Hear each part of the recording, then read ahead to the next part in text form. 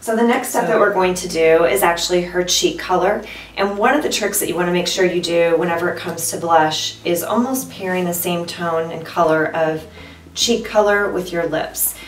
You could have a darker lipstick and a really light blush, but you kind of want the tones to flow.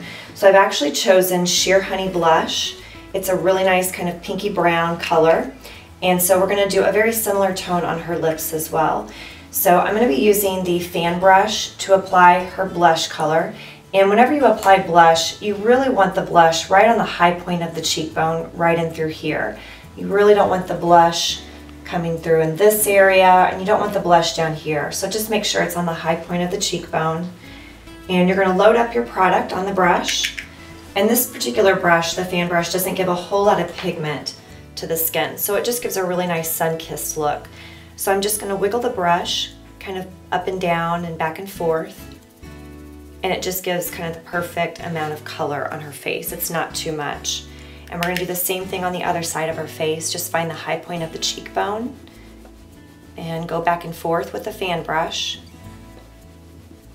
And a little trick that I always do when I'm done, whatever product I have on the brush, I run it over the tip of the nose. It just kind of makes everything flow across the face.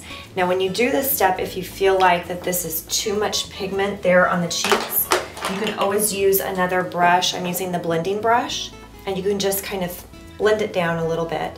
Just kind of move it in a circular motion, and that just kind of softens it so it's not as bold. And everyone likes a different amount of pigment there, so it's just going to be up to each individual person how much they're applying. The next thing I'm going to do is I'm actually using, I'm going to start off using Julia lipstick. It's a very nice nude lipstick. I just want to wash out some of her lip color a little bit. Once I do that, I'm going to come in with Sharon lip color, and the tones are very similar with the blush color that I just used. So you can see they're pretty similar, and that will finish up her lip look. So I'm going to start with the Julia lipstick. And I'm using a lip brush, and I'm just loading the product up on the brush. I really like to use a lip brush. It just gives more of an even application of the lip product. And it's really not necessary when you use the lip brush to always use a lip liner, so it's a nice alternative. And this enables you to mix colors together, which is what we're going to be doing. So I'm applying the Julia first. And the good thing about the lip products, they're very hydrating. There's no petroleum in our products, in the lip products. So your lips actually get the moisture that they need.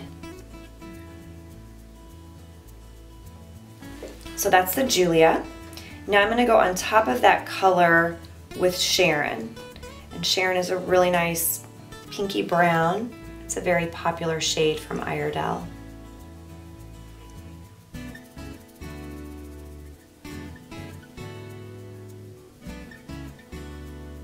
So I'm just blending the color on the lips. And again, that lip brush really just gives more of an even look to the lipstick. And then we're going to do the same thing on the top lip.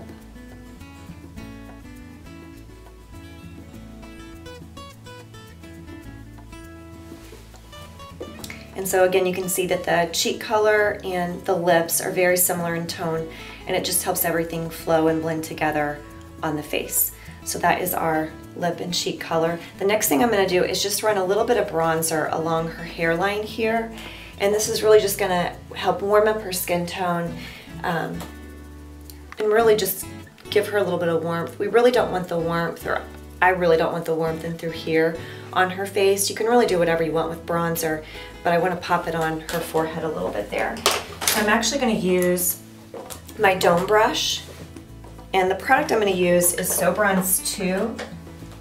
It's a really nice brown, and there's some gold in the product. And I'm just going to focus it along the hairline right in through here.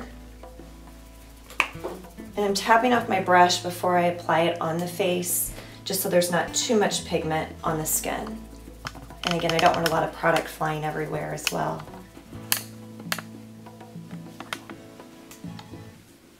So it's not really noticeable, it's just softening the face. You could also run the bronzer in through this area if you preferred. It would just kind of create more of a chiseled effect on the face.